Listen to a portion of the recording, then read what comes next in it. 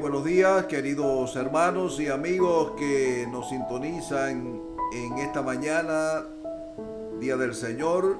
Que Dios le bendiga, le guarde, le dé muchas bendiciones. Contentos nuevamente por conectarnos en este programa sabático. Pedimos que Dios esté con nosotros, nos acompañe y que el programa que vamos a presentar en el día de hoy, de estudio de la palabra, alabanza y meditación, sea de gran beneficio espiritual para cada uno de ustedes. Que nos gocemos y nos alegremos en nuestro Señor. Ahora, para dar inicio o para continuar nuestra programación en el día de hoy, les invitamos a que gentilmente inclinen sus rostros para orar. Oremos. Nuestro Dios y Padre, te agradecemos la oportunidad que nos concedes de ahora presentar la programación en este día. Pedimos que tu presencia mediante tu Espíritu Santo se manifieste poderosamente con nosotros. En los méritos de Jesús te lo pedimos y damos las gracias. Amén. Bien, como de costumbre, vamos a dedicar unos minutos a alabar el nombre de nuestro Dios. Así que unamos nuestras voces en alabanzas a nuestro Creador.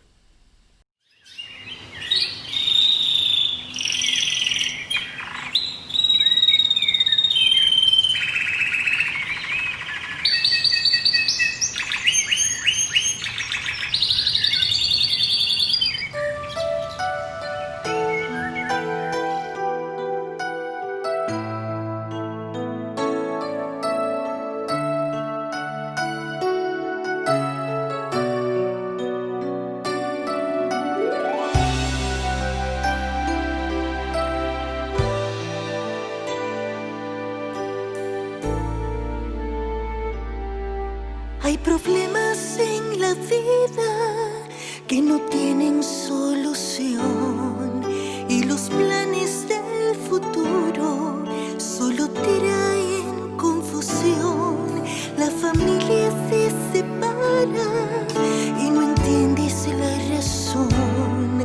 Has tocado muchas puertas y no encuentras solución.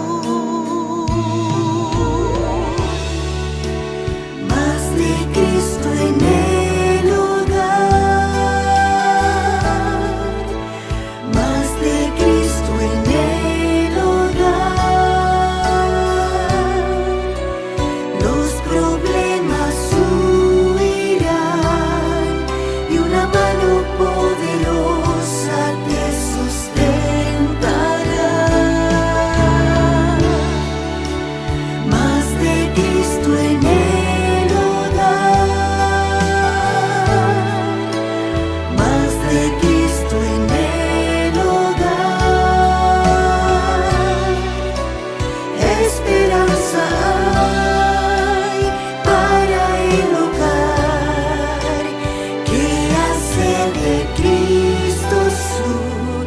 baluarte principal.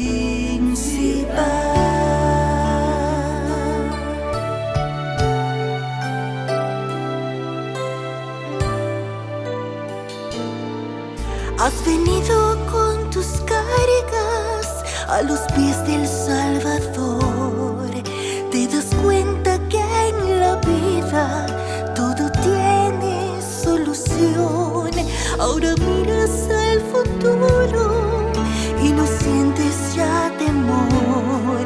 Tu familia está firmada en los brazos del Señor. Más de Cristo en el hogar,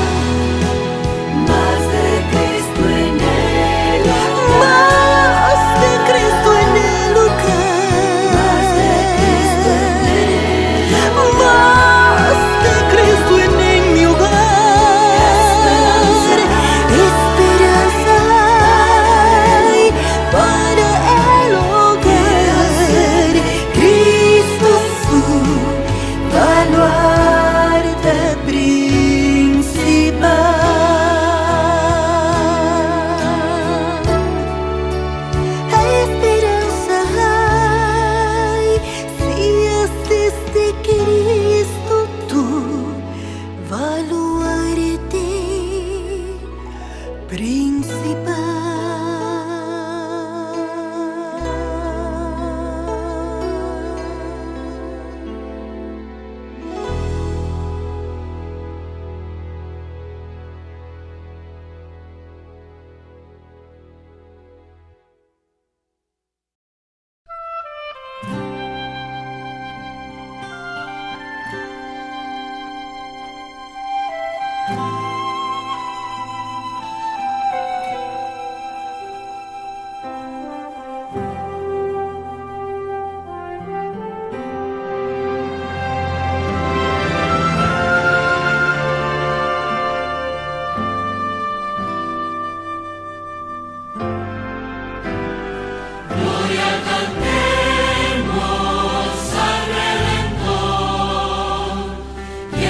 Nosotros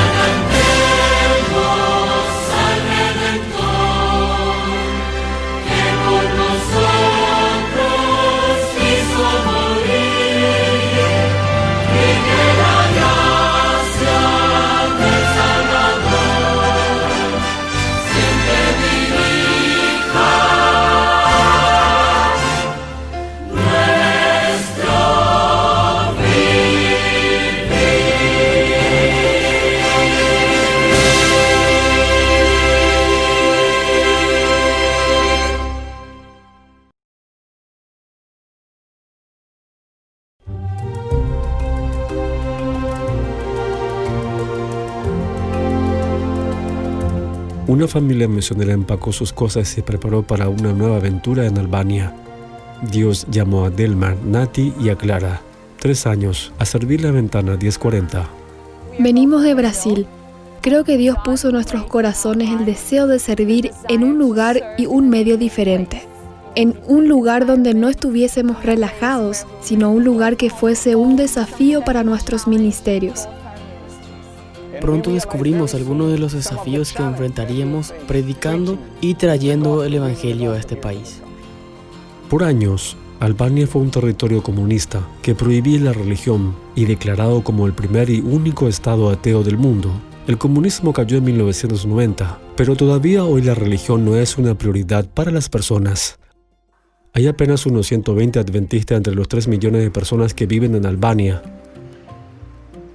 Delmar, Nati y Clara fueron enviados a trabajar en la ciudad de Korce, en la primera iglesia adventista del país, construida en 1994. El primer año fue especialmente difícil. A pesar de sus esfuerzos, no hubo un solo bautismo ni ningún interesado en estudiar la Biblia. Al final de mi primer año estaba realmente desanimado, porque no veía que nada grande sucediera en la iglesia. Ni siquiera podía ver algún cambio en la iglesia.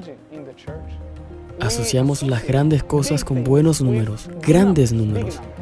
En mi primer año traté de hacerlo mejor. Trabajé mucho para hacer algo grande o algo importante, según mi opinión. En el momento de mayor frustración, Delmar recibió un llamado para servir como pastor en una gran iglesia en Brasil. La oferta parecía llegar en el momento perfecto y compartió la gran noticia con su esposa. Le dije a mi esposa, tenemos un llamado para volver a Brasil. ¿Qué te parece? De todas maneras, no estamos haciendo nada aquí.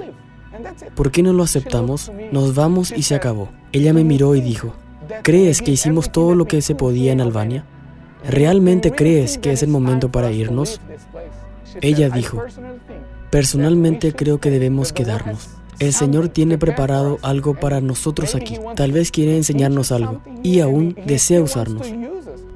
Así que rechazaron la oferta de Brasil y oraron para ver cómo Dios podía usarlos en esta desafiante parte del mundo. Delmar y Nati notaron que había muchos niños en su vecindario. Tal vez era un buen lugar para comenzar. Entonces pensamos que Clara podría ser una buena misionera. Cada vez que salíamos o llegábamos a nuestro hogar, los niños veían a Clara y decían, Clara, Clara, vamos a jugar.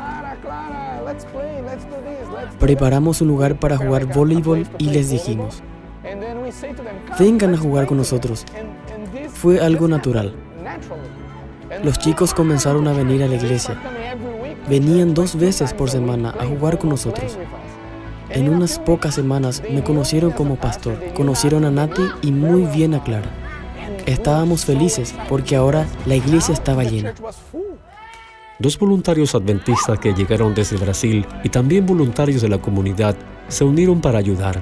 Uno de los miembros, Ángela, trajo a la iglesia a su amigo, Fabson, hace pocos meses. Fabson y yo nos hicimos amigos.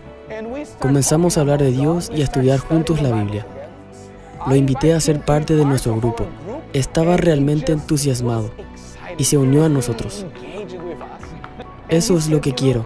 Quiero participar. Quiero ayudar a estos niños. Quiero servir a esta comunidad. En pocas semanas estaba ayudándonos con los niños y los niños lo amaban. Todas estas actividades nos han unido y tuve el privilegio de bautizar a Fabson en mi primer bautismo en Albania. La respuesta del Señor a nuestras oraciones me hizo muy feliz.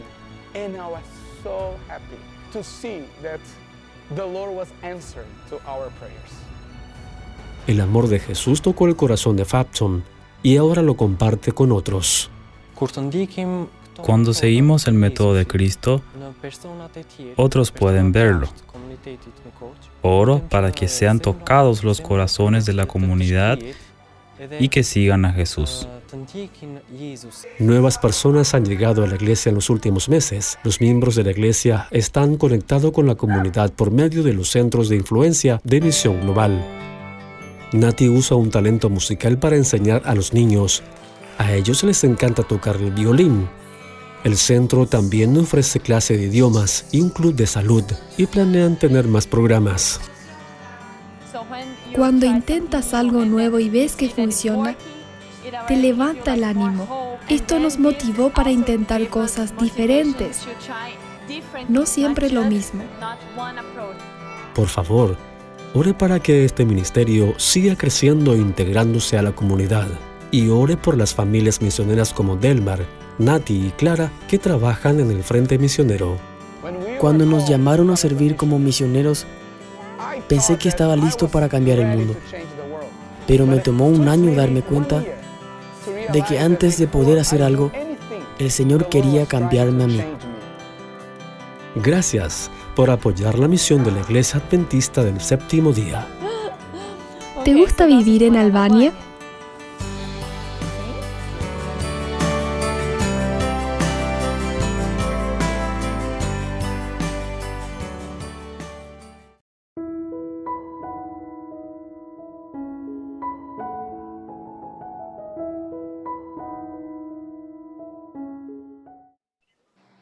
Bien, amados hermanos, agradecemos a nuestro Dios por permitirnos ahora entrar de lleno al repaso de la lección.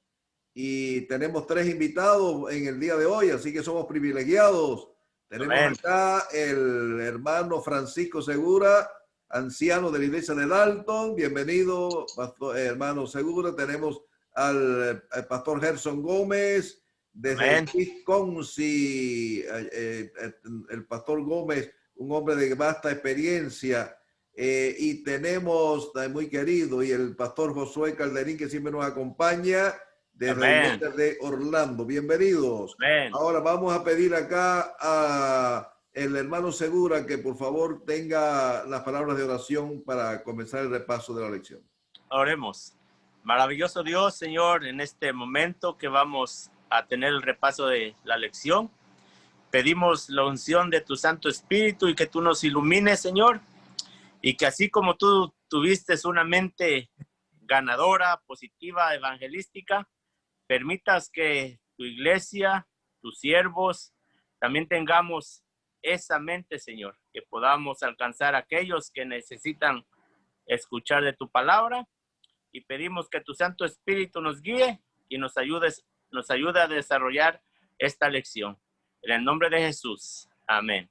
Amén. Amén. Bien, bienvenidos hermanos nuevamente. Vamos ahora al repaso de la lección número 9 para el 29 de agosto.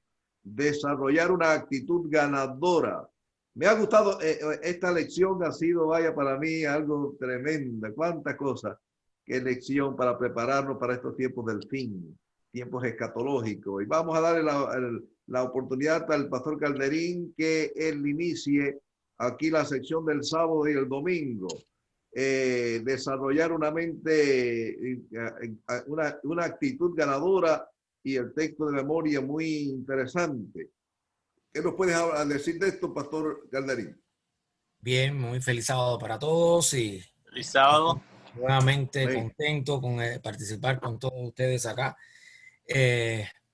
Tenemos nuevos invitados y un gusto, un placer poder contar con tantos diferentes opiniones. Es interesante. Esta lección nos habla de un espíritu positivo. O sea, el Señor no admite que haya un buen cristiano que continuamente su corazón esté lleno de quejas y de sinsabores. Es cierto que hay veces que nuestro espíritu está dolido por los sinsabores de la vida, eso es normal, pero aún podemos estar angustiados por cosas negativas que nos rodean. Sin embargo, tener una actitud positiva en el Evangelio. Por ejemplo, Jeremías fue un profeta que muchos le dicen el profeta llorón, porque lloró muchísimo por los acontecimientos destructivos que iban sobre una nación que había caído en picada en todos los sentidos por culpa de su situación espiritual. Pero vemos que aunque era un profeta llorón, era llorón en el sentido de que él se dolía por tantas almas que se estaban perdiendo, pero a la vez él siempre mostró una esperanza de que en Dios podía haber un resurgir de la nación. Y él habla, él mismo también mostraba profecías del Mesías venidero que iba a hacer triunfar la causa de Dios. Así que este llorón, podemos nosotros ser un poco llorones al estilo Jeremías cuando estamos compungidos por la situación de muchos en el pueblo de Dios que están fríos, que no trabajan y qué hacer por ello. Es el único sentido negativo que puede Dios ver en nosotros. Pero un espíritu de queja constante y también la forma de presentar el evangelio debe ser una forma positiva, porque es lo que vimos en esta lección. O sea, cómo enfocar el evangelio, de qué manera y cómo tratar a aquellos que indudablemente no han sido quizás escogidos primero que nosotros para tener una gran luz sobre la verdad. ¿Cómo vamos a enfrentar a esas personas que están en una oscuridad tremenda doctrinal? Quizás muchos viviendo falsas doctrinas que son demoníacas.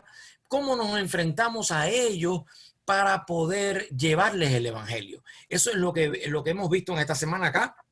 Y todo el tiempo se nos manda a tener una actitud positiva. Yo voy a ir ahora directo al asunto de, bueno, dice, si no, santificad a Dios el Señor en vuestros corazones. Dice primera de Pedro 3:5. El apóstol nos dice, y estad siempre preparados para presentar defensa con mansedumbre, con reverencia, ante todo el que os demande razón de la esperanza que hay en vosotros. El mismo Pedro dice, fíjate, tú vas a presentar la esperanza. ¿Cómo le llamó al evangelio, Pedro? La esperanza.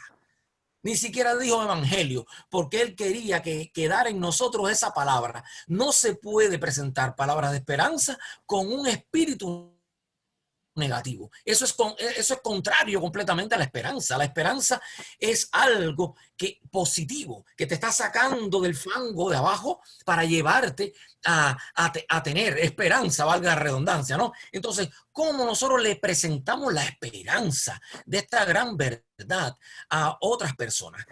Vemos el ejemplo del domingo, cómo Jesús se enfrentó primeramente a los samaritanos. Los samaritanos, muchas veces nosotros mencionamos los samaritanos, pero a veces no nos ubicamos en el contexto de quiénes eran los samaritanos en aquel tiempo. Podemos ponerlo exactamente en el contexto de hoy. Yo pondría a los samaritanos en el ejemplo, por ejemplo, teológico de hoy día, por ejemplo, como los católicos romanos. Eran los católicos romanos de aquel tiempo. Los judíos yo los pondría en el protestantismo. Y a Cristo con los discípulos, pues luchando por traer la verdad presente. Entonces, ¿por qué yo los pongo así? Para que nosotros nos ubiquemos cómo era el sentido doctrinal de esa gente. Los samaritanos, imagínense que, y la historia cuenta que ese templo de Jericín anteriormente, cuando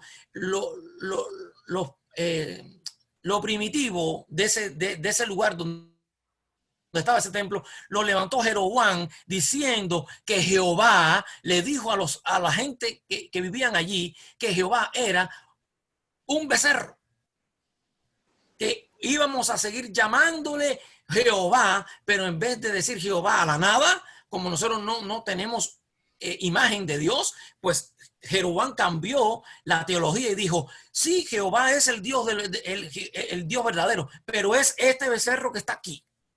O sea, hizo un sincretismo religioso y entonces buscó figuras para llamarles con el nombre de Dios. Y eso era lo que básicamente creían los samaritanos. Ellos creían en el Dios de la Biblia, pero a la vez estaban sincretizados con los Baales, con Acera y con todos los dioses egipcios y con todo. Eso era una mezcla que había allí tremenda. Y entonces Jesús, ¿cómo trató a esa gente con ese sincretismo religioso? Los judíos primeramente no querían saber nada de ellos.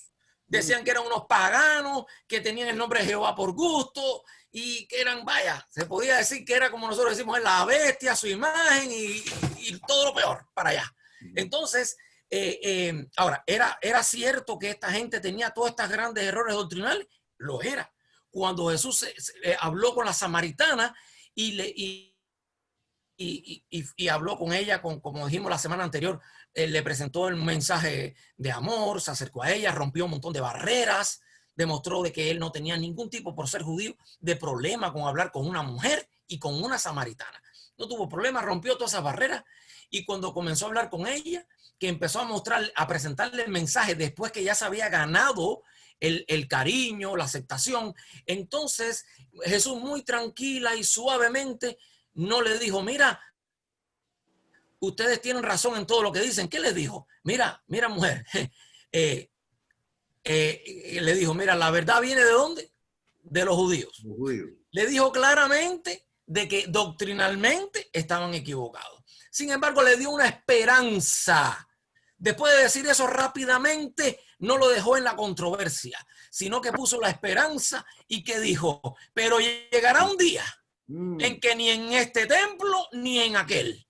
O sea, Jesús podía haber dicho, miren, allí las grandes verdades las encontramos en el templo de Jerusalén. Allí podía haberse puesto a discutir eternamente acerca de la verdad del templo de Jerusalén.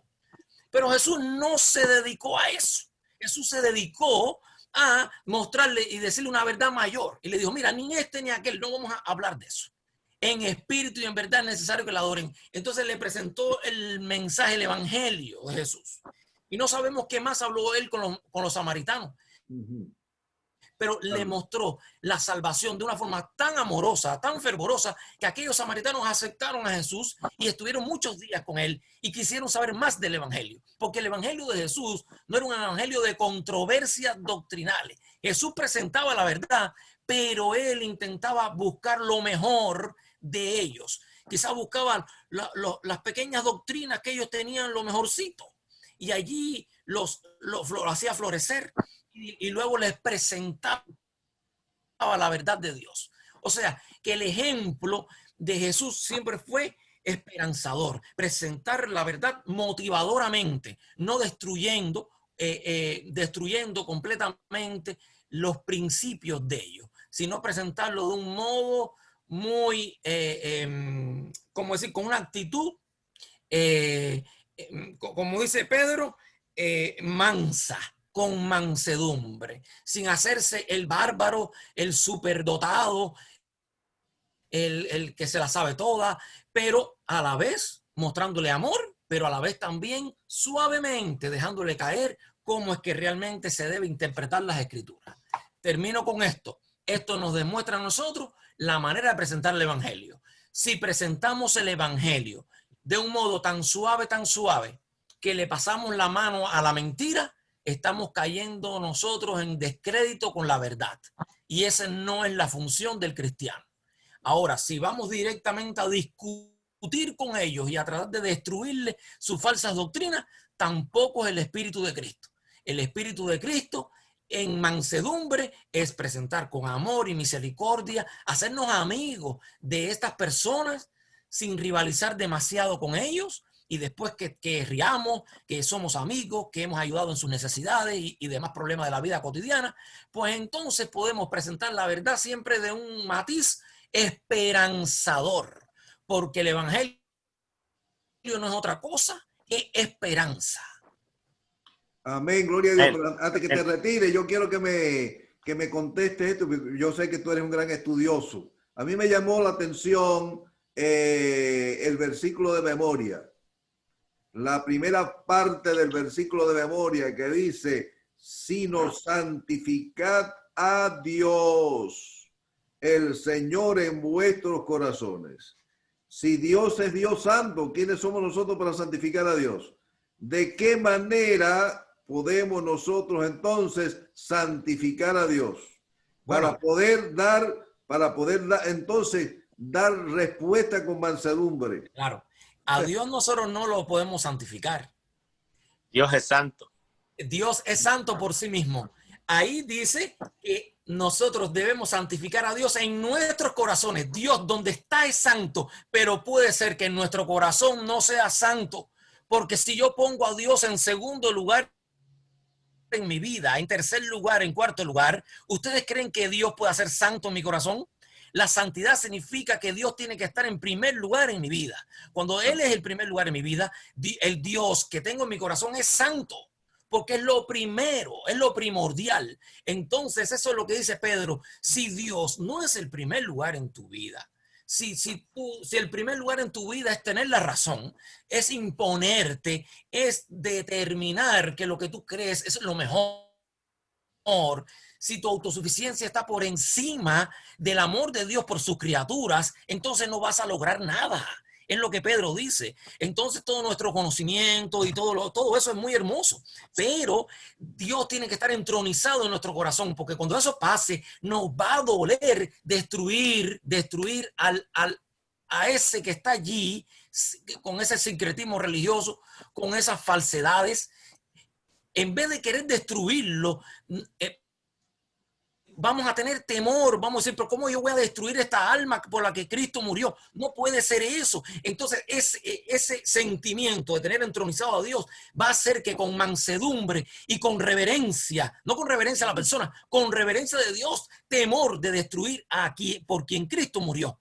Es presentarle el mensaje de una forma que estemos orando todo el tiempo, Señor, tócale el corazón, que dame palabras de amor, de misericordia, pero a la vez dame sabiduría para que la verdad también fluya y esa persona también le llegue la luz, ¿verdad? O sea, eso es lo que logra la santificación de Dios en el corazón. Eso, si no hay santificación, el doctorado que tengamos y todos los conocimientos del mundo no van a servir de nada, porque va a salir el yo en primer lugar. Y cuando sale el yo en primer lugar, eso va a destruir mi influencia como orador del evangelio. Entonces, queda claro, pastor, gracias por traerlo, queda claro de que el objetivo que debemos de tener, primero, no te sientes a predicarle a nadie si no tienes entronizado a Dios en el corazón, porque lo que vas a hacer es la obra de Satanás. A veces no, a veces hay gente que han dicho una barbaridad y la persona lo ha tomado a bien y se han convertido. Pero esos son casos muy esporádicos. No seamos nosotros de lo que le digamos a alguien, tú adoras a la bestia, sale de ahí porque te vas a perder. Tal vez la persona dice, oye, ¿qué será eso? Como que yo adoro a la bestia, ¿cómo es? Tal vez esa persona va a estudiar, profundiza y se convierte. Amén. Pero eso es un caso rarísimo. Eso no significa que nuestro estilo de presentar el evangelio sea de ese modo grotesco. No es el estilo que Dios quiere que nosotros usemos para llegar a las almas. Amén, gloria a Dios, porque es que la segunda parte, ya vamos a darle oportunidad a los demás. La primera parte me llama la atención, porque tenemos que primeramente santificar a Dios, que Dios se sienta santificado en nuestra vida. Y para poder dar respuesta con mansedumbre, una persona que si nosotros no hemos alcanzado ese grado de santidad y Dios es glorificado, pues muchas veces en nuestros estudios bíblicos con otras personas lo que se forma es el Armagedón, pues queremos imponerle nuestra creencia. Y fíjense lo que dice, que el argumento más poderoso en favor del evangelio es un cristiano amante y amable. Ahí está el detalle, ¿ve? Y podemos ganar una discusión, pero perder un amigo. Así que tengamos cuidado en la forma que tengamos que exponer nuestra defensa. Yo sé que el pastor Gerson está ahí deseoso de entrar. A ver, pastor, entre ahí. Sí, quiero decir algo con respecto a esto. Así. Mira, cuando Jesús estaba en el aposento alto con los apóstoles, sí, donde él comió la Pascua y donde estableció el rito de comunión, él dijo, entre las cosas que dijo, que cuando le preguntaron, bueno, muéstranos al Padre y nos basta. Jesús dijo, tanto tiempo hace que estoy con ustedes y todavía no me han visto, no saben quién soy. Jesús dijo, el que me ve a mí ha visto al Padre, porque Jesús representaba al Padre dignamente. Jesús dijo de sus seguidores, ustedes son la luz del mundo. Ustedes son la sal de la tierra. La luz y la sal es Cristo, pero nosotros representamos a Cristo. Hay muchos que se llaman cristianos que dicen que siguen a Dios, pero en su vida no representan a Dios. También santificar a Dios es llevar una vida donde las personas en nosotros puedan ver a Dios. Amén. Excelente, hermano querido. Muy bien. Y entonces seguimos adelante en la lección. Quédense por ahí para más adelante con el hermano Francisco. Francisco, bueno, ya tratamos aquí el caso de la mujer samaritana. Dice que lo dejó allí el cántaro y se convirtió en una gran misionera. Jesús no la abochornó, sino que le habló al corazón. También Felipe dice que le predicó el evangelio. Tengamos cuidado cuando vayamos a hacer una visita, siempre llevemos el evangelio, porque el consejo del apóstol Pablo, ¿cuál es? Que prediques la palabra. A tiempo y fuera de tiempo. A tiempo y fuera de tiempo. Es decir, de que esa es la misión nuestra, es la palabra, es el evangelio, son las buenas nuevas de salvación. Pero la lección más bien se enfoca también en la forma, el método, porque podemos tener buenas intenciones, pero a lo mejor tenemos malos métodos y asustamos a la gente. En el primer round queremos ahí ganar la batalla, la pelea, y después ya perdemos un amigo y ya perdemos el contacto. Entonces eso no vale. Ahora, ¿qué nos puedes hablar, hermano Francisco, acerca de la actitud correcta en la sección aquí del lunes? En el día lunes es muy interesante la actitud de Jesús con la mujer cananea, sí, y con la mujer samaritana. Sí. Si nos podemos dar cuenta, en el día domingo vemos que Jesús, cómo trató a la mujer samaritana. La trató con paciencia, con cariño, se acercó a ella con dulzura, le mostró todos sus defectos, toda su vida, y no entró en controversia con ella. Ahora, con la mujer cananea, cuando le rogaba a Jesús que respondiera a su petición, que le hiciera ese milagro, Jesús al principio fue un poquito duro con ella, sí, y le rechazó el pedido a la mujer. ¿Por qué esa actitud de Jesús con la mujer? ¿A dónde quería llevarla? Y la lección nos muestra que Jesús quería que la mujer desarrollara más esa fe, que tenía que crecer en la fe. Le mostró y le dijo que cómo le iba a dar la comida a los perrillos. Sí. Imagínese, pastor. Entonces la mujer fue muy sabia en la respuesta para Jesús y le dijo, aún los perrillos comen de las migajas de sus amos. Oye. Pastor, y Jesús la fue llevando hasta que le mostró y dijo en delante de todos los presentes, creo que ninguno de los religiosos, fariseos, maestros, ancianos de Israel se hubieran atrevido a decirle a esa mujer, que se haga contigo lo que tú pides. Tu fe es grande. Muchas veces nosotros nos equivocamos cuando alguien nos pide o la manera de dirigirnos a alguien. Vamos con una actitud incorrecta. Sí. Y debemos de ir con una actitud correcta. ¿Para qué? Para así ganarlos. ¿A quién? A Cristo. Y me gustaría compartir un poquito con lo que dice la hermana de Uruguay. Dice que Cristo conocía la situación de esta mujer cananita. Él sabía que ella anhelaba verle y se colocó en su camino. Ella se colocó, Jesús no la buscó. Ayudándola en su aflicción, él podía dar una representación viva de la lección que quería enseñar. Para esto había traído a sus discípulos, para que los discípulos pudieran ver cómo tratar a las personas. Deseaba que ellos viesen la ignorancia existente en las ciudades y aldeas cercanas a la tierra de Israel. ¿Por qué Jesús quería enseñar a sus discípulos, pastor, esta lección? Porque los dirigentes judíos religiosos dice que no tenían ese contacto con el pueblo de Israel. Estaban muy alejados. ¿Por qué? Porque no querían contaminarse. Para ellos era rebajarse. Y Jesús era al contrario. Jesús buscaba a las personas necesitadas porque quería salvarlas y quería mostrarles el amor. Ese es el evangelio verdadero. Amén. Ese es el evangelio que la Biblia nos enseña. Tener compasión y misericordia hacia los demás. Y creo que cada uno de nosotros esa actitud deberíamos de tenerla siempre. Si alguien te quiere maltratar, debemos responder ¿con qué? Con una actitud correcta, con amor, con paciencia y con cariño. Y más adelante la lección nos va a tocar acerca de esas situaciones que Jesús vivió y que Pablo recomendó.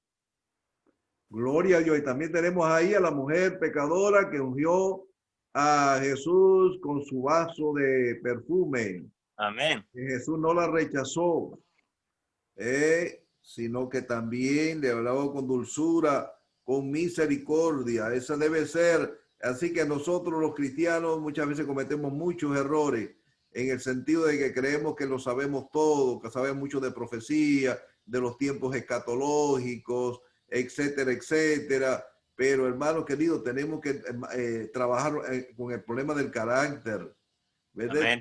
Más apacible, usar más de misericordia, más de compasión, con más dulzura, con más de amor, con más amor, porque muchas veces nos maltratamos unos a otros en palabra, tenemos una actitud incorrecta hacia nuestros hermanos y muchas personas se ofenden. Quiere decir que no estamos reflejando el verdadero carácter de Jesús. Vamos a pasar ahora aquí a la sesión del martes, luego te pasamos a ti la sesión del miércoles con el pastor Gómez. La sesión del martes, presentar la verdad con amor. Bueno, ya asentamos las bases ahí, ¿verdad? Porque es importante presentar la verdad con amor. ¿Cuáles eran los 5 puntos de Jesús que los usamos como modelo? Cómo Jesús alcanzaba a las personas. Interesante. Bien, antes de hablar del martes, me gustaría señalar que las lecciones que estamos estudiando durante este trimestre nos están hablando de la testificación. ¿Cómo hacer amigos para Dios? Quiero señalar que lo primero que hay con respecto a esto es obra del mismo Dios. Dios creó al hombre, lo creó para que viviera siempre, lo creó para que fuera feliz. Pero el hombre a quien Dios creó se separó de Dios y en vez de alcanzar la felicidad y la vida, lo que alcanzó fue el sufrimiento y la muerte. Deshonró a Dios. Dios se propuso, de acuerdo con el plan que ya él tenía formado, se propuso salvar a ese hombre que se había separado de él. El paso primero para buscar la unión entre Dios y el hombre lo dio Dios, no lo dio el hombre. Sí. En estas lecciones nosotros estamos estudiando métodos, formas de cómo hacer que las personas que no conocen a Dios puedan conocerlo. Inclusive que las personas que conocen a Dios de una manera no completa, no correcta, pudieran conocer a Dios en una forma verdadera. Ya se habló de esto al inicio cuando se mencionaron a los samaritanos. Los samaritanos llegaron a existir cuando los asirios se llevaron cautivos a los israelitas. Quedaron algunos del pueblo allí en el campo, en ese lugar, y de acuerdo a la forma de ser de los asirios y su gobierno, ellos trajeron a otros habitantes de otros lugares para que vivieran en Israel. Como que esas personas vinieron con sus dioses, con sus costumbres, con sus cosas, pues no era de acuerdo a lo que Dios había establecido en Israel, en lo que había enseñado, y entonces vinieron leones y comenzaron a hacer estragos. La gente que habían sido llevados a Israel de los distintos lugares del imperio asirio ponen el grito en el cielo y llaman, miren que aquí nos pasa, los leones vienen y nos comen. Entonces enviaron a personas de los israelitas que habían ido cautivos que regresaran a Israel para que les enseñaran de Dios. Así comenzó una enseñanza correcta y no correcta, porque se mezcló la verdad de Dios con las ideas que tenían los otros de otros dioses y otras creencias. De ahí sale el pueblo samaritano, que trata de obedecer a Dios, pero siguiendo formas y creencias equivocadas. Cuando el pueblo de Israel regresó de la cautividad, ellos, los samaritanos, quisieron ayudar en la reconstrucción del templo, pero no se lo permitieron porque ellos no seguían las cosas como Dios había establecido. Por eso, en el lugar donde los samaritanos estaban, hicieron su propio templo y establecieron su propio culto. Y los judíos tenían el templo de Jerusalén y el culto de Jerusalén. Eran como dos religiones antagónicas, tenían dificultades. Cuando Cristo va y pasa por Samaria es porque Cristo sabía que Dios tenía ahí a muchos hijos. Amén. Y había que amistarlos con Dios. Y cuando Cristo llegó y se quedó en el pozo y los discípulos fueron a comprar, llegó la mujer samaritana y Jesús le habló, no la atacó, le habló con simpatía. La mujer se convirtió en alguien que representó a Cristo porque dijo, he encontrado un hombre que me ha dicho todo lo que yo he hecho, pero que no la atacó. Dijo, ¿será este el Mesías? La gente vino y una gran cosecha allí Dios recogió. Esto nos enseña que ese deber de hacer amigos para Dios es un deber que nosotros debemos hacer sin prejuicios, sin ver los defectos de la gente, sino lo que la gente iba a llegar a ser, que eso es lo que Cristo quiere que nosotros hagamos. Bueno, allí se hizo esta labor, está las que has estado diciendo en este caso, y cuando llegamos a la parte del martes, es bueno que aquí recordemos una cosa. El sábado, en la introducción, el autor de la lección dijo que Jesús no mostró orgullo al presentar la verdad y que Jesús no mostró supremacía. Aquí hay algo que quiero señalar porque creo que tiene que ver con todos los días y con todo el tema de esta lección. Jesús es superior a cualquier ser humano, porque Jesús es Dios que vino a salvar al ser humano. Jesús era hombre 100% y a la vez es Dios 100%. Y yo dije era, Jesús hoy es hombre 100% y Dios 100%. Jesús podía presentarse como muchas personas se presentan, como los que no se confunden. Como Jesús se presentó siempre como el que enseña la verdad, porque es la verdad, el camino, la vida. Pero no mostró el orgullo, sino más bien mostró compasión por las personas. Amén. A nosotros, los seguidores de Dios, se nos enseña que para alcanzar a las personas, primero tenemos que llegar a las personas y tener una relación con ellos de amistad. Debemos interesarnos, pero interesarnos de verdad. en las necesidades de las personas, simpatizar con ellas, sentir amor por la persona porque es un ser humano que necesita salvarse. No con la hipocresía de que déjame ser tu amigo para lograr esto, sino hacerse amigo de verdad. Porque una persona puede ayudar a otra a la medida en que llega a relacionarse con esa persona y a la relación de amistad que tenemos con ella, de acuerdo a la confianza que podamos ganar con ella. Eso hacía Jesús. Él le mostraba a la persona confianza, interés en las necesidades de ella, y Jesús suplía esas necesidades. A las personas que nosotros vayamos a presentar la verdad, no podemos llegar simplemente a decirle, mira, esta es la verdad. Podemos hacerlo, sí, como se hace una campaña evangelística, y decir, hay que tener cuidado también como se dice, pero hay más resultado cuando uno se hace amigo de las personas. Claro. ¿Cómo fueron los primeros seguidores de Jesús?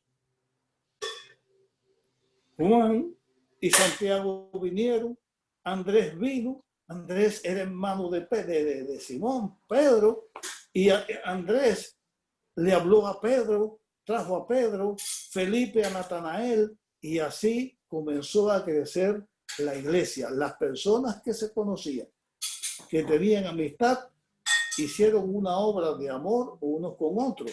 Nosotros, a la medida que podamos tener una buena relación con las personas de amistad, mientras mejor sea nuestra influencia, por nuestra forma de vivir, por nuestra comprensión de las personas, mientras más amemos a las personas, mejor podremos hablarles de Dios y señalarles el camino que ellos puedan seguir, sabiendo que el que pone el toque final no somos nosotros, sino el Espíritu Santo, que es el que habla al corazón y convence a las personas.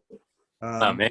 Gloria a Dios. Bien, pasamos acá a la sección del miércoles con el hermano Segura. Luego tienes la conclusión ahí, la sesión del jueves, y yo voy a decir algunos detallitos del viernes, porque esta lección está tremenda. El fundamento de la aceptación. ¿Qué nos puedes hablar de esto, hermano Francisco?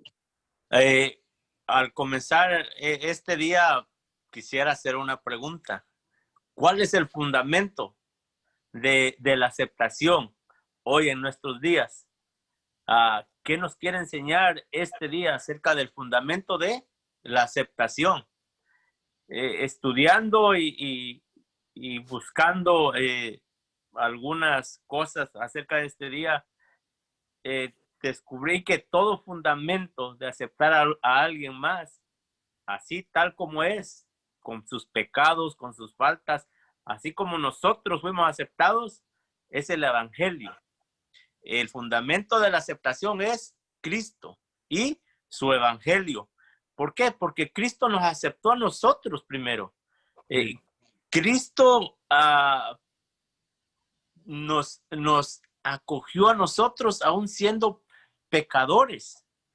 Podemos perdonar a otros porque Cristo nos perdonó a nosotros. Podemos tener misericordia hacia otros porque Cristo tuvo misericordia de nosotros. Jesús vio al ladrón en la cruz no como un joven rebelde.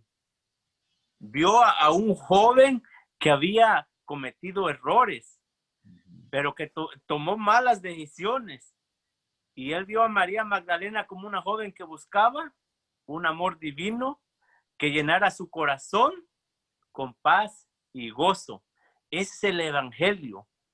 Al aceptar a las personas tal y como son y no nosotros tratar de transformarlas. De eso se encarga el Espíritu Santo. Nuestro trabajo es traer a las personas a los pies de Cristo y que el Espíritu Santo haga esa transición así como la hizo nosotros. Porque muchas veces queremos, como usted dijo al principio, pastor, queremos forzar a las personas a que acepten el Evangelio tal y como es. Pero es un proceso. y nosotros debemos de aceptarnos tal como somos, Claro. con nuestros errores, con nuestras faltas, muchas veces que hay dentro de nosotros como hermanos. Dios es el que transforma. Nosotros solo somos mensajeros de Dios para que traigamos a aquellas personas y aceptarlas tal y como son. Amén, gloria a Dios. Excelente. Decir que muchas veces ponemos un muro y decimos, no, estas personas no las podemos aceptar porque son pecadoras, porque llevan una vida así, está lleno de vicios, etcétera. Pero no, si Cristo nos perdona a nosotros siendo pecadores y nosotros tenemos pecados ocultos que Dios lo sabe y le estamos exigiendo a otras que hemos cometido en nuestra vida. Y entonces, si el mundo supiera los pecados nuestros, nuestra vida, dígame usted, y le estamos exigiendo demasiado a los demás. Bueno, ok, gracias por tu aporte. Tenemos aquí la sesión del jueves, verdad presentada con amor. Vuelve otra vez yo creo que hacer énfasis que la verdad debe de ser presentada con amor. Y menciona ahí el versículo de memoria otra vez, Pastor Gómez. Bueno, ¿a quién no le gusta tener ocasión de reunirse con su familia, de comer juntos, tener una reunión familiar bonita, que nos animemos unos a otros? Eso a todos nos gusta. La Biblia habla cuán hermoso y agradable es habitar los hermanos en comunión. Pues resulta que hay yo diría, dos dichos, dos proverbios, dos declaraciones, dos conceptos que los seres humanos tienen. Cuando estés en una reunión familiar o con amigos, nunca hables de política, porque van a pelear. Ajá. Porque uno es un político de una banda y el otro político de la otra banda. Y cuando estés en esa reunión, tampoco hables de religión. Ah, sí. Porque cada cual tiene su concepto y de acuerdo a su concepto, pues pueden ofenderse y pueden pelear. Eso dicen muchas personas, eso son frases populares que llegan a existir porque han visto que así ha sido en muchos casos. Nosotros como hijos de Dios estamos llamados a ser personas amigables. Claro que sí. A ser personas que tengamos amistades. No solo amistad con nuestra familia, sino amistad con otras personas. Por ejemplo, la Madre Teresa de Calcuta. Ella se hacía amigo de la gente y los atendía y los cuidaba. No era su familia nada más, era todo el mundo. Claro. Y eso, pues, ahí se ve. Dios quiere que nosotros, sus seguidores, también tengamos amistades. Pero nosotros debemos representar a Dios y debemos presentar la palabra de Dios. La palabra de Dios es palabra de Dios. Es la verdad. Pero esa verdad tiene distintas formas de presentarse. Una es por la imposición, como se ha hecho en el pasado muchas veces. O esta es lo que tienes que creer y crees esto porque si no, y vienen las represalias. La otra, presentar esa verdad como que yo soy el iluminado, como yo soy el que conozco y tienes que seguir esto. Sí. No es así. Es que nosotros seamos amigos de las personas y presentemos la palabra de Dios con humildad. Sí. Sintiendo amor, porque el amor cuando se siente se puede expresar, pero si no se siente amor es difícil de presentar. Es difícil porque no se siente. El amor hay que sentirlo. ¿Cómo se siente el amor? Por ejemplo, llego donde está un amigo mío y le hablo de Dios y le hablo de la verdad y de lo que Cristo hizo para salvarme. Pero a mi amigo le gusta fumar y fumar le hace daño. Sí. Y yo sé que va a impedir que siga a Dios. ¿Cómo yo le presento a mi amigo que debe dejar de fumar?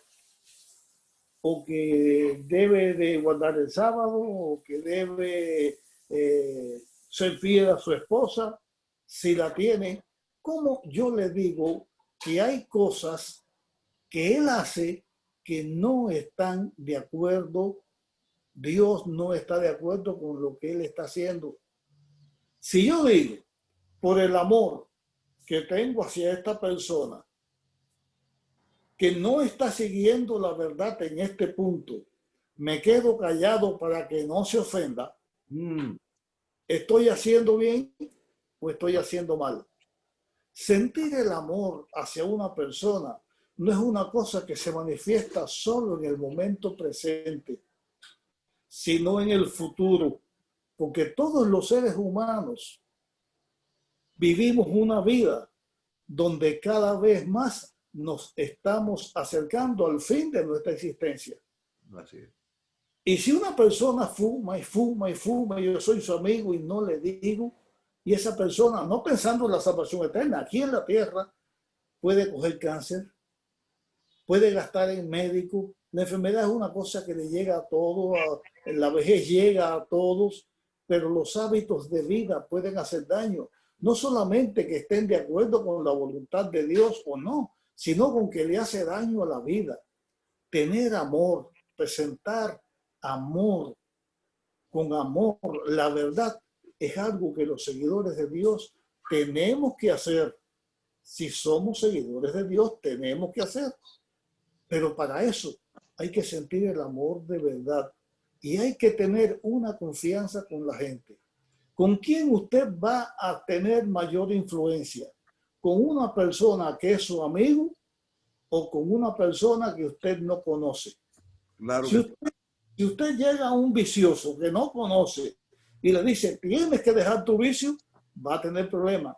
Pero si usted se hace amigo de esa persona y esa persona sabe que usted es su amigo porque se lo demuestra, y usted ve que la persona está haciendo algo que le va a hacer daño, con el sentimiento de decirle a alguien que está haciendo algo indebido y con el cuidado de que eso no lo engañe, porque sabemos que luchamos contra el enemigo que trata de traer dificultades. De esa manera, con amor, porque así es que Dios ha hecho con nosotros, nosotros podemos llegar a esas personas. Pero esto se logra haciéndolo de verdad. Si me hago amigo de alguien solamente para hablarle y presentarle una doctrina mía, estoy equivocado. Jesús fue amigo y fue hermano y fue todo para todas las personas. Lo mismo los que le siguieron que los que no le siguieron. Amén. Con amor presentó la verdad. Y eso es lo que nosotros podemos hacer y debemos hacer para ganar amigos para Cristo, siempre que el Espíritu Santo los ilumine para que sigan la verdad. Bien, muchas gracias. Muy linda exposición de los tres hermanos que han participado en el repaso de la lección. Que Dios les siga bendiciendo abundantemente. Gracias, pastor. Sí. Gracias. Concluimos con el himno 138 del Himnario Nuevo Adventista, de Mi Amante Salvador. Amén.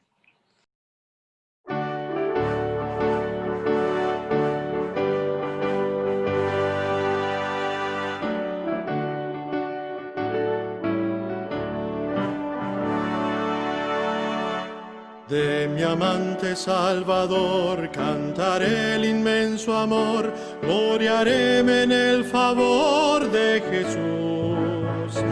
De tinieblas me llamó, de cadenas me libró, de la muerte me salvó mi Jesús. Mi Jesús, mi Jesús.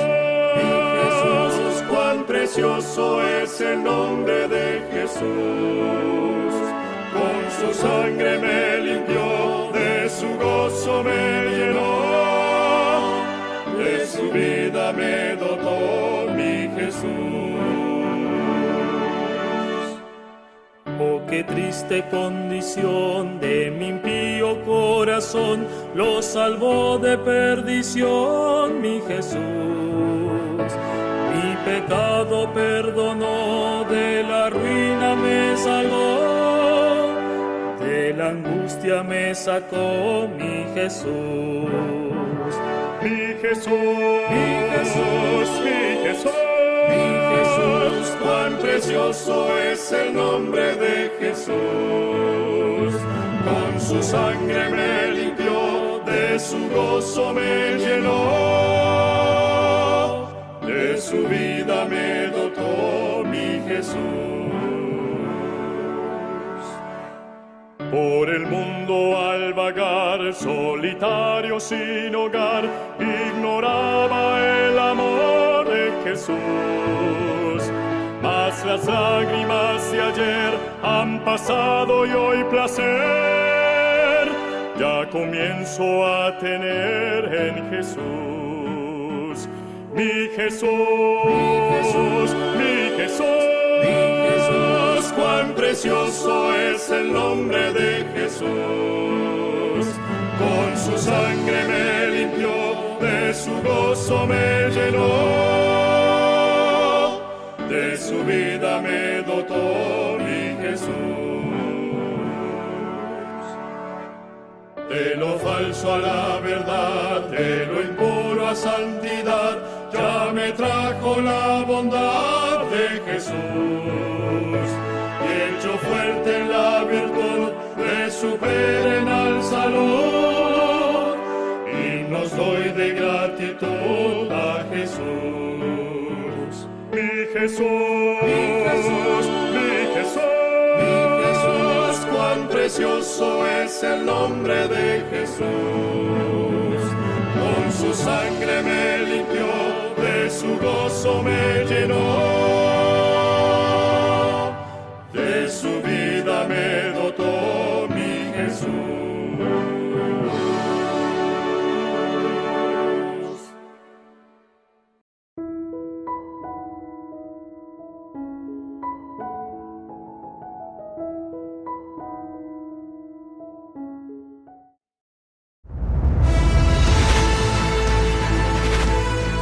Probar y ver. Historia de hoy. Atento a la misión. Mi nombre es Janina Osorio. Soy adventista de nacimiento. Actualmente estoy viviendo en la ciudad de Libertador San Martín, en Argentina, porque estoy estudiando en la Universidad Adventista del Plata. En mi infancia, mi maestra fue una gran incentivadora de mi pasión por la misión cuando me contaba los relatos misioneros en la escuela sabática. Muchas veces ella me ponía como personaje principal de la historia y me hacía sentir muy importante, como si yo estuviese en ese lugar. Esa maestra es mi madre. En el 2009 tuve la oportunidad de participar en el primer proyecto Misión Caleb en Paraguay. Era el inicio de una vida en misión. A partir de ese momento pasé a involucrarme en los proyectos misioneros de la iglesia en mi país durante mis vacaciones. Mi vida se transformó en todos los sentidos, principalmente en la parte espiritual, cuando yo veía la necesidad que tenían las personas de conocer a Jesús. Cada vez que presenciaba un bautismo, como fruto de nuestro trabajo evangelístico, yo renovaba mis fuerzas espirituales. Mi corazón se alegraba al ver personas sinceras, sin esperanza, que ahora podrían tener una vida nueva en Jesús. En el 2014, mi padre me incentivó a tener mi propio negocio y me abrió una tienda en el rubro de muebles. Me sentí muy contenta al tener mi propio negocio. Pero algo dentro de mí me decía en aquel momento de mi vida que solo sería plenamente feliz en un lugar donde estuviera mi corazón, en el campo misionero. Fue así que participé del proyecto Un Año en Misión en La Rioja, en Argentina. A fines del 2015 fui llamada para representar a Argentina en el proyecto Un Año en Misión Sudamericano en Chile. En cada llamado yo sabía que tenía que empacar mis valijas y seguir adelante, porque sabía y sentía que era un llamado que provenía directamente del cielo. Yo me había propuesto un nuevo proyecto, trabajar en una región donde no hubiera presencia adventista. Yo sabía de los grandes desafíos para Argentina en el 2017 y me coloqué en las manos de Dios para participar en algún proyecto evangelístico en ese sentido. Durante el Congreso de Jóvenes en Argentina fue lanzado el desafío de abrir un centro de influencia en Luján, Buenos Aires. Fue así que en marzo del 2017 viajamos a la ciudad de Luján un grupo de 8 chicas. Actualmente aquí en la universidad se encuentran 3 de ellas estudiando junto conmigo. Actualmente ellas también estudian en la universidad y ninguna de nosotras lamentamos el hecho de haber postergado un poco la conclusión de la carrera universitaria para participar en los proyectos misioneros de la iglesia. Chicas, les tengo un nuevo desafío. Próximas vacaciones, una actividad misionera todas juntas. ¿Se topa? Sí. ¡Wow! Actualmente, mis amigas y yo nos estamos preparando y capacitándonos para servir al Señor donde quiera que sea. Fue un regalo de Dios en nuestras vidas poder dedicar la fuerza de nuestra juventud para el avance de la obra de Dios aquí en la tierra. Tal vez ya hayas hecho varios planes para tu vida, pero aún no está incluido el trabajar para el Señor. Por eso, hoy te invito a reconsiderar tus proyectos y decir: Señor, no solo estoy dispuesto a vivir mis sueños, sino a vivir los sueños que tú tienes para mi vida. ¿Aceptas vivir la experiencia? Probad y ved.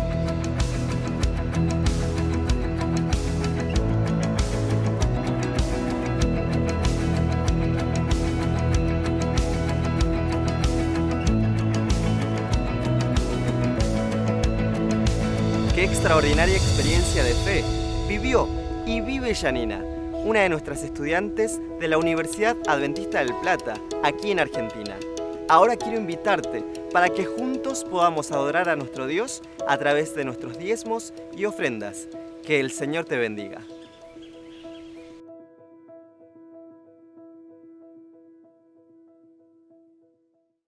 Bien, amados hermanos, queremos dedicar ahora unos minutos a los anuncios. Como saben ustedes, nuestras iglesias, nuestros templos continúan cerrados, continuarán durante este mes de septiembre, así que continuaremos los cultos virtuales y esta programación que estamos presentando, pues ustedes pueden suscribirse a nuestro canal si así lo desean, para que les lleguen directamente. Es decir, que allí en YouTube ponen allí Adventistas Georgia Norte y estarán suscritos para que se conecten al canal donde aparecen allí más de 20 programaciones que hemos subido. También debemos de orar, recordemos orar los unos por los otros. En la iglesia de Dalton tenemos algunos enfermos del COVID, la familia Martínez, todas están con el COVID, también el hermano Luna, su esposa, el hermano Fidencio. Hermanos queridos, esto es en serio. Queremos que ustedes oren por estos hermanos, todos en oración. No sé todavía si hay alguien más que todavía no se me ha comunicado, pues para seguir orando por ellos. Aquellos que tienen familiares en el extranjero que también han sido contagiados y aquellos que han perdido un ser querido. Que Dios nos bendiga y nos guarde. También queremos extender nuestro pésame a la familia Newlove por la pérdida de su hijo, que el pastor Newlove allá en la iglesia de Chambly, el distrito de Atlanta, que Dios les consuele, le dé la paz y el consuelo en estos momentos difíciles, trance de dolor. Que Dios les guarde, que Dios les bendiga y que nos dé un bonito sábado. Puede ser el ruido, la agenda de mañana, los mensajes, la cafeína, la cena abundante o tu programa favorito lo que te quita el sueño. Perdiste el buen descanso. y junto con él las defensas y anticuerpos necesarios para combatir infecciones. Ahora, el virus tiene menos barreras hasta tus células. Allí, el ADN, base de la información necesaria para vivir, es manipulado. El código de vida es deformado. ¿El efecto? La muerte. Entonces, cambia la causa. Toma pequeñas decisiones que cooperen con los promotores naturales del sueño, rehabiliten tu sistema inmune y conserven intacto tu ADN. Así, de generación en generación, Dios conserva otro código de vida, los 10 mandamientos. Los puso como promesas en cada parte de ti para mantenerte a salvo. Tan solo acepta su guía y ellas te llevarán a una vida sin fin. Esta es mi promesa, dice el Señor. Pondré mi ley en tu corazón, la escribiré en tu mente y haré que sea la guía de tu vida.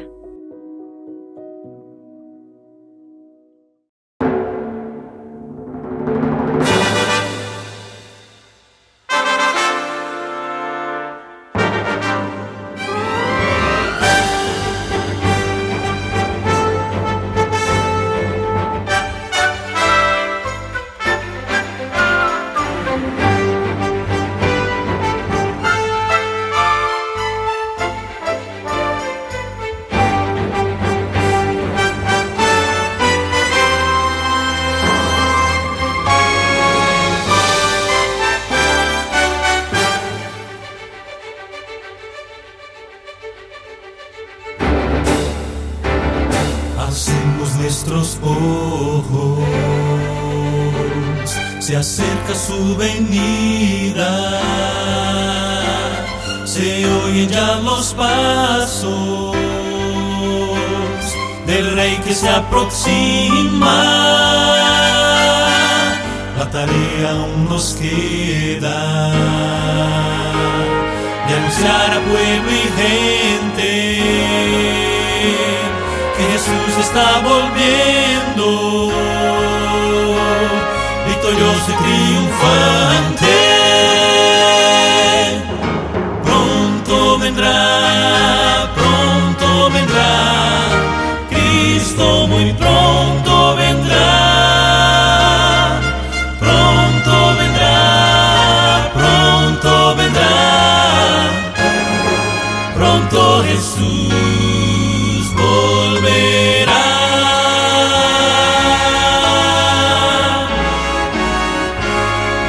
Pronto Jesús volverá.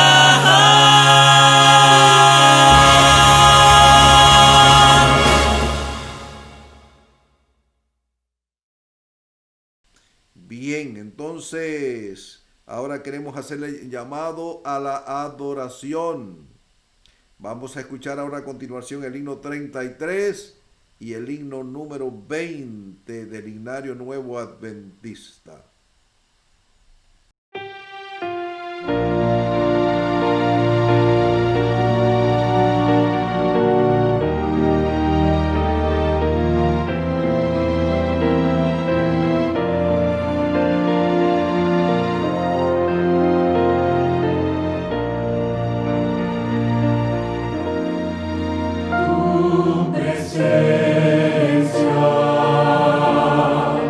Padre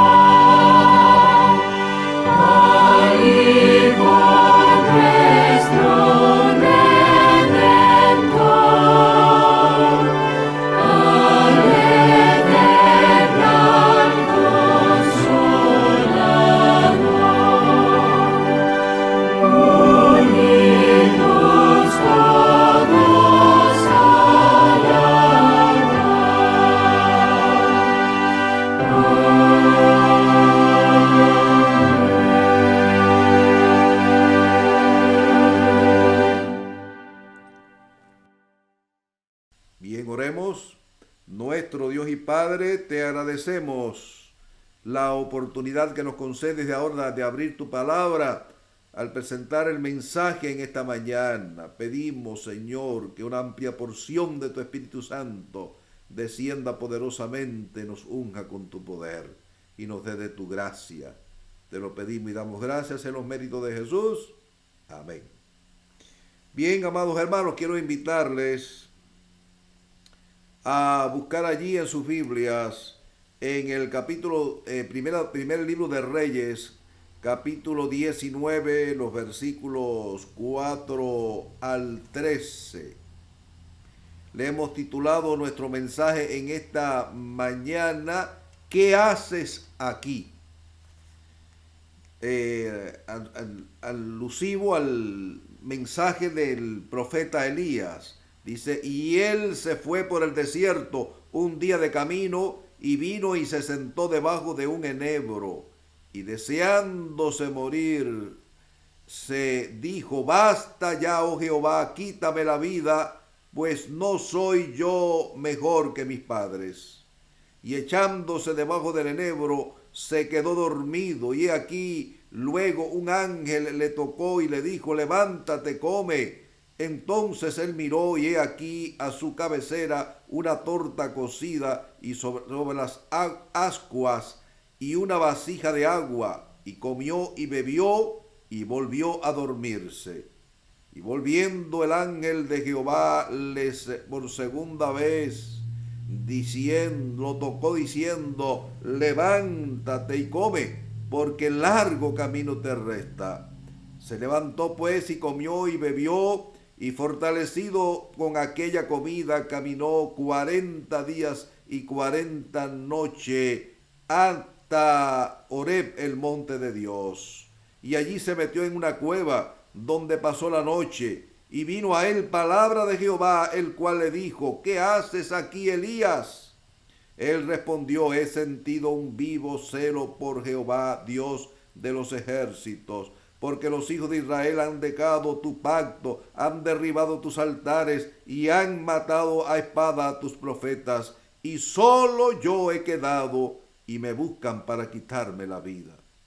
Él le dijo, sal fuera y ponte en el monte delante de Jehová. Y he aquí que Jehová pasaba, y un grande y poderoso viento que rompía los montes y quebraba las peñas delante de Jehová, pero Jehová no estaba en el viento, y tras el viento un terremoto, pero Jehová no estaba en el terremoto, y tras el terremoto un fuego, pero Jehová no estaba en el fuego, y tras el fuego un silbo apacible y delicado.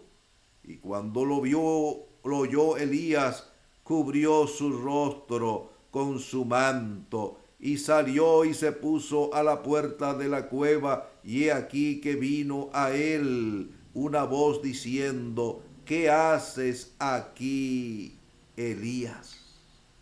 Hermanos queridos, ¿quién era Elías? En primer lugar, uno de los más grandes profetas que aparezca en la Biblia, uno de los más grandes profetas de Dios.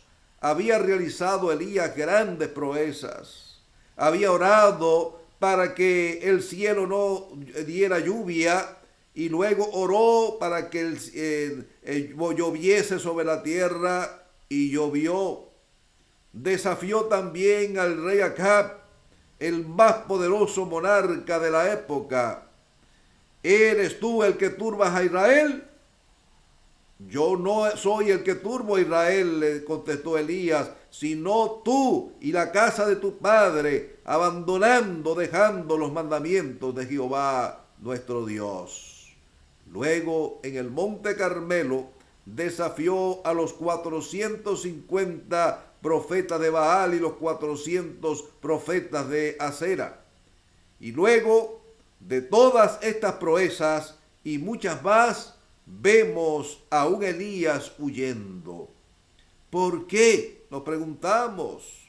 ¿Qué le sucede ahora al gran profeta Elías? 2 veces le pregunta Dios a Elías, ¿qué haces aquí? La depresión de Elías puedes tú padecer de depresión, puedes tú ser un gran cristiano, puedes haber tenido grandes victorias, pero ningún ser humano no está exento de sufrir depresión. Dice la Biblia que se fue por el desierto un día de camino. Caminar por el desierto debe ser, no debe ser nada agradable, y mucho menos un día completo. Debe haberle resultado a Elías algo agotador, sofocante. No era una caminata agradable, soñando quizás como los israelitas cuando estaban los 40 años allí en el desierto, soñando en la tierra prometida que se encontraba más allá. Elías ahora camina bajo una gran depresión, temeroso, con miedo, con temor.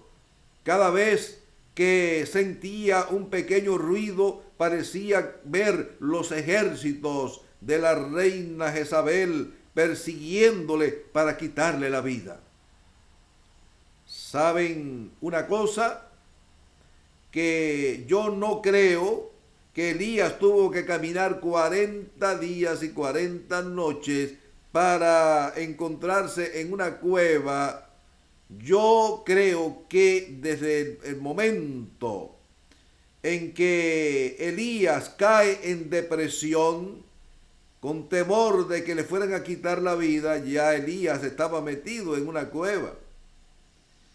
Se había olvidado de las proezas que Dios había realizado con él, cómo lo había librado en diferentes ocasiones.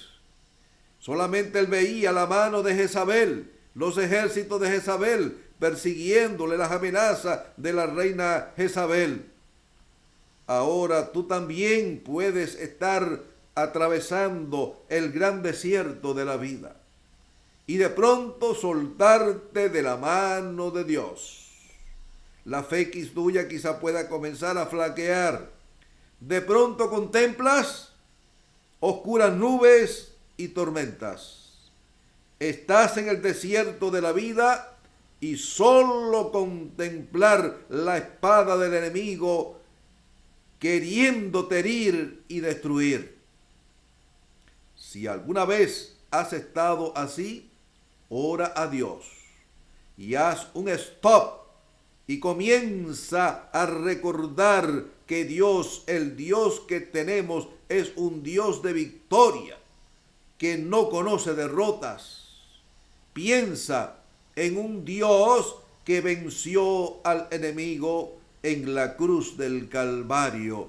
Exclamó aquel grito: consumado es. Un Dios que también fue llevado por el Espíritu al desierto y permaneció allí durante 40 días y 40 noches junto a las fieras y se enfrentó al enemigo y venció. Todos estamos en el desierto y tenemos que atravesarlo, pero cuando pensamos que Jesucristo marcha a nuestro lado, que Jesucristo marcha junto a nosotros, no estaremos al alcance de la depresión. La depresión huirá de nosotros. ¿Por qué? Porque el ángel de Jehová acampa en derredor de los que le temen y los defiende. Dice la segunda parte de nuestro mensaje, el versículo 5, y echándose bajo el enebro, se quedó dormido. El enemigo nos ataca desde dos flancos diferentes. Cuando ve que no nos puede vencer frontalmente, como en el caso de Elías, entonces nos ataca o te ataca usando otra táctica de guerra. Esta puede ser dándonos muchas responsabilidades en la iglesia para hacerte que descuides tu hogar y tu familia. puede ser endeudamientos, haciéndote que tú tengas que tener 2 o 3 trabajos a la vez para poder salir adelante.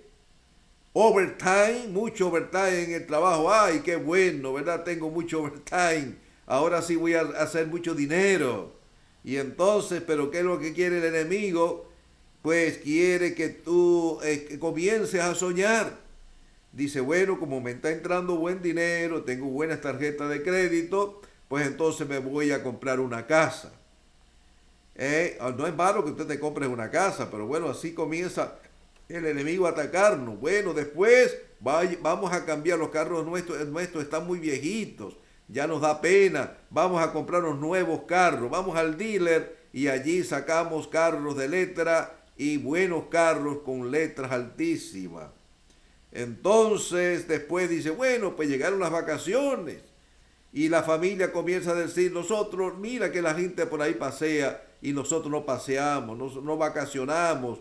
Bueno, pues mira, te llega una oferta de un crucero a Alaska, a las Bahamas, a no sé dónde, y entonces, bueno, pues buenos precios, a pagarlo quizás con poco a poco, y allá nos embarcamos nosotros en el crucero. ¡Ay, qué bien! Pero cuando usted regresa, ¿qué ocurre? Pues entonces a pagar deudas. A pagar, y entonces usted tiene que trabajar 1, 2 y 3 trabajos, hacer overtime, trabajar los domingos, etcétera. ¿Por qué? Porque el enemigo, entonces usted no tiene tiempo para qué. Usted no tiene tiempo para nada, para las cosas espirituales, cansado, agotado. El enemigo nos ataca por allí, y entonces como Elías quedamos exhaustos, y quedamos cansados, agotados. Así que el enemigo nos vigila, nos ataca por diferentes flancos. Ahora, yo creo que el gran problema de Elías consistía en que Elías no estaba trabajando como equipo, había descuidado trabajar como equipo, o había descuidado o no sabía trabajar en equipo. Una de las dos cosas, porque en todos los relatos que nosotros encontramos en la Biblia, encontramos siempre que Elías está solo. Lo vemos siempre actuando solo. Solo cuando huyó allá, estuvo refugiado en el arroyo de Kerif, también luego solo con la viuda de Sarepta, solo frente al Carmelo, el monte Carmelo, donde se desafió a los 450 profetas de Baal y a los 400 profetas de Acera, y allí lo vemos solo. No sé, ahora, ¿qué ocurre? Que como consecuencia de estar prácticamente, sus fuerzas se agotaron, sus energías, los nervios ya, debido a las amenazas y al gran desafío, entonces lo podemos ver allí caminando por el desierto, huyendo bajo la amenaza de una mujer que no se atrevió a enfrentarse al profeta Elías cara a cara, face to face, sino desde un cuarto del palacio, pues amenazando a Elías de que le iba a cortar la cabeza. Hermanos queridos, y ahora Elías, aquel gran profeta de Dios, que había orado y había hecho descender fuego del cielo, que había orado y el fuego consumió allí el sacrificio, que había degollado los 850 profetas de los dioses falsos, aquel hombre que había orado para que lloviese. Hermanos, ¿qué ocurre? Que ahora lo vemos cayendo en depresión, huyendo de la espada de aquella mujer, de las amenazas de la reina Jezabel. Ahora la depresión. Dice que se tiró debajo de un enebro, y allí bajo la sombra de aquel enebro comenzó a musitar una oración. Señor Jehová, quítame ahora la vida. Me es mejor estar muerto que no bajo este temor, bajo este miedo que estaba, cuando realmente lo que tenía que Elías es estar bajo la sombra del Omnipotente.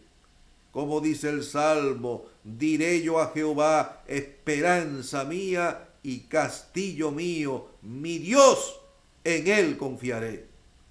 Y allí lo encuentra Dios. Y dice que se quedó dormido el ángel, entonces de Jehová se le apareció, le tocó y le dijo, lo despertó y le dijo, mira, come. Y entonces, ¿qué hizo Elías?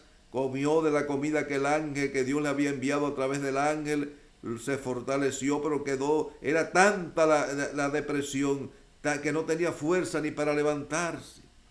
Yo no sé si tú en un momento determinado, quizás tú hayas sido un hombre de fe, de confianza en Dios, pero en un momento determinado has tenido un momento de flaqueza, te has soltado de la mano poderosa de Dios y solamente ves las deudas, la desgracia, los problemas en tu vida y entonces caes en depresión. Dios no nos pierde de vista.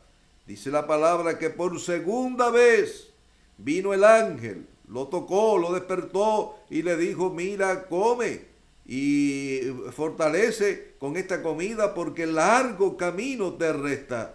Hermanos queridos, nosotros estamos atravesando el gran desierto de la vida.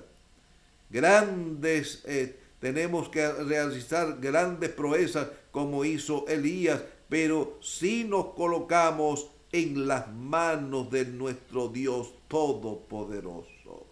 El versículo 9 nos dice, y allí se metió en una cueva, dice que caminó 40 días, 40 noches caminando, por aquel desierto, por aquellos caminos pedregosos, llegó hasta el monte Horeb, monte de Dios, ¿y qué hizo? Encontró una cueva y allí se metió Elías en una cueva. ¿Se imaginan ustedes? Aquel poderoso profeta de Dios que había realizado grandes proezas, maravillas en nombre de Jehová de los ejércitos, ahora lo encontramos metido en el monte de Horeb en una cueva.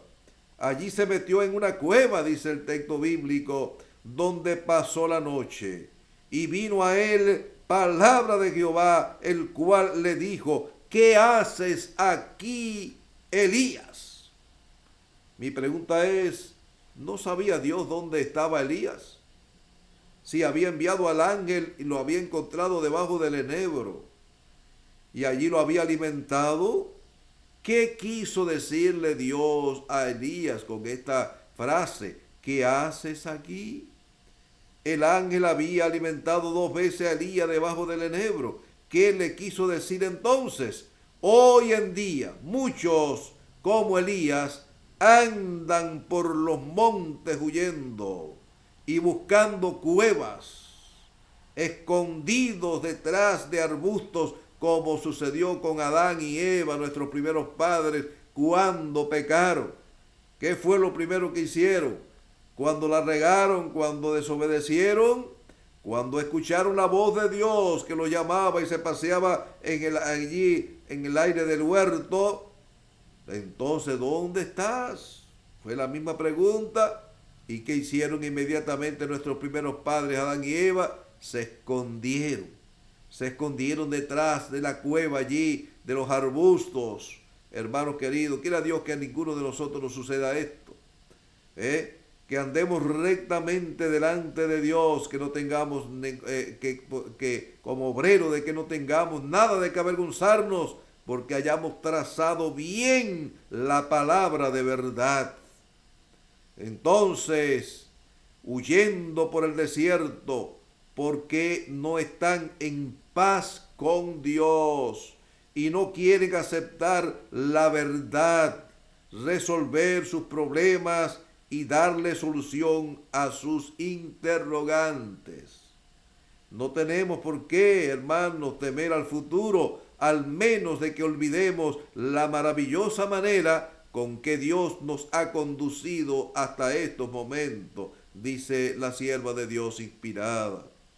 Ahora quiero decirte una cosa, tus problemas tienen solución. ¿Tienen solución en las manos de quién? En las manos del Todopoderoso. Mi consejo es que enfrentes el problema que presente tus interrogantes al Dios que tiene todas las respuestas. El apóstol Pedro nos dice en 1 de Pedro, capítulo 5 y versículo 7, echando toda vuestra ansiedad sobre Él, porque Él tiene cuidado de vosotros. El Señor te anda buscando, así como el buen pastor salió en busca de la ovejita perdida, dejando allí las 99 en el redil, desafiando los peligros de la noche. No descansó hasta encontrarla, y luego que la encontró, regresó alegre, trayendo la ovejita en su regazo. Déjate alcanzar por Él. Él curará tu ansiedad y tu depresión. Si oyeres hoy su voz, no endurezcáis vuestros corazones. Que Dios añada su bendición sobre su palabra santa en esta mañana, y que te ayude a ti, ¿verdad? No a huir y colocarte en una cueva de prejuicios, sino que nosotros nos enfrentemos a la realidad. En el nombre del Señor seremos más que vencedores, porque Dios te ha llamado. Dios es un Dios de victoria. Aquel que venció en la cruz está dispuesto a darte el poder, la fortaleza, para que tú también puedas llegar a ser un vencedor. Que Dios te guarde en esta mañana, te dé un bonito día, es nuestro sincero deseo y oración.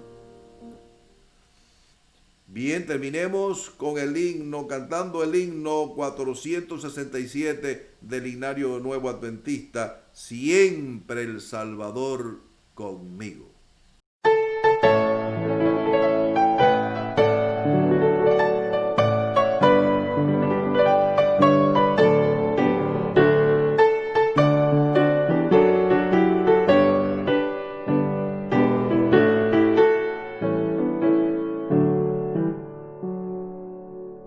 Siempre el Salvador conmigo, nada soy sin su poder, su presencia necesito, voy sin él a perecer, me guiará mi Salvador, hoy en él yo confiaré, con amor donde él me lleve, sus pisadas seguiré. Siempre el Salvador conmigo, puédeme la fe faltar, sus palabras me consuelan, cual él nadie puede hablar, me guiará mi Salvador, hoy en él yo confiaré, con amor donde él me lleve, sus pisadas seguiré. Siempre el Salvador conmigo, ilumíneme su faz, en la calma, en la tormenta, en la lucha y en la paz, me guiará mi Salvador, hoy en él yo confiaré, con amor donde él me lleve, sus pisadas seguiré. Siempre el Salvador conmigo, sus consejos me guiarán, hasta que esté en la orilla anhelada del Jordán, me guiará mi Salvador, hoy en él yo confiaré, con amor donde él me lleve, sus pisadas seguiré.